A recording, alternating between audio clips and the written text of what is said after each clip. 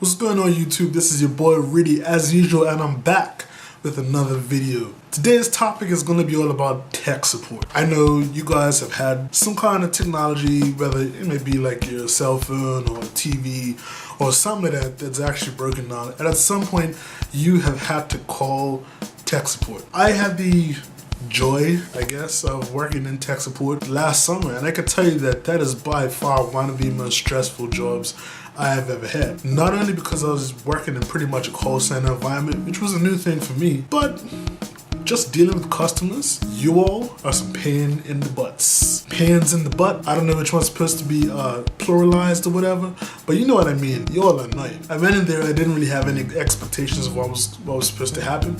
So I said, I'm gonna go in there and do my thing, try my hardest. But little did I know, every day going to work was gonna cause all kinds of anxiety. I really had high hopes for it, but that kind of job just wasn't for me. And here's a little breakdown of what my day was like. Thank you for calling tech support, where your satisfaction is our priority. How could I be of assistance to you today? Sir, no, I totally understand. Okay, well let's go ahead and do that. No, I understand that didn't work before. We're gonna try something else. We're really gonna try something else. If you will just take some time out to listen to me, all right? If you could just really just take some time out just to listen to what I have. You know what? Well, who told your old mama to go touch it anyway, huh? You knew she was gonna break it. What? Me? Do you know that I have your name, your address, and your telephone number? Don't let me send my goons after you. Do you know who I am? No? Oh, okay, let's keep it that way. As you can see, it was definitely a really hard first day. And it was a bit of an exaggeration. But to tell you the truth, that's pretty much how every day was like.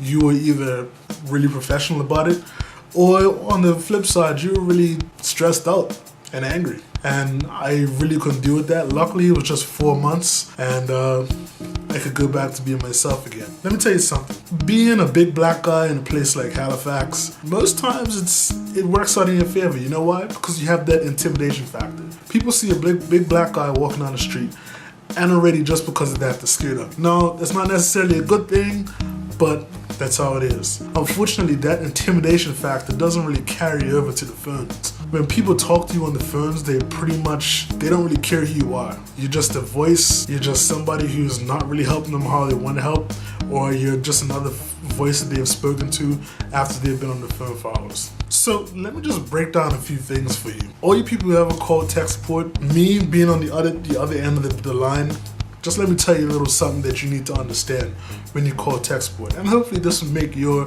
experience a little less painful. We understand that you've been on the phone for hours already. Sometimes, depending on where you call or which company you're calling, we understand that you may have been on the phone for hours. Honestly, we don't care, but we're here to help you. So you have to really be patient with us so that we can work with you. We also hate having to apologize for stuff that isn't our fault. In training, they normally tell you when a customer has some kind of grievance, you have to apologize because you're the person that they're dealing with at that moment. From my experience, apologies mean crap. Customers don't care that you're trying to be all sympathetic. A lot of times they say, no, you don't understand what we're going through. I don't care that you're apologizing. We just want our issue fixed, and that's what it boils down to. We definitely do not enjoy the verbal abuse and the know-it-all customers. That was the one thing that made me hate going to work every single day. The very first time I was on the phone, the very first time I got chewed up by a customer. I've been called pretty much every single name in the book. I've been called incompetent, stupid, I've been called an idiot. I've even had customers ask me to promise that I'll be fired if the issue doesn't get resolved. They've promised that they'd take legal action against me personally if I didn't help them with the issues. How are you supposed to deal with people like that on a daily basis? Now, because it's a call center environment, you have to understand that all your calls are going to be monitored by somebody. So we basically have people who monitored all our calls to make sure that we provided the best service to the customer. But do you know how difficult it is to provide good service when somebody's cursing you out day in and day out? Come on, son. The fact of the matter is is that the more that you talk, the longer that it's going to take for us to resolve your issue. If you can resolve your issue. Now, a lot of customers didn't understand that, and they get angry and they're sitting there cursing us out and they're shouting at us and they're rambling. And all we need, a lot of times it was an issue that we could have just fixed just like that.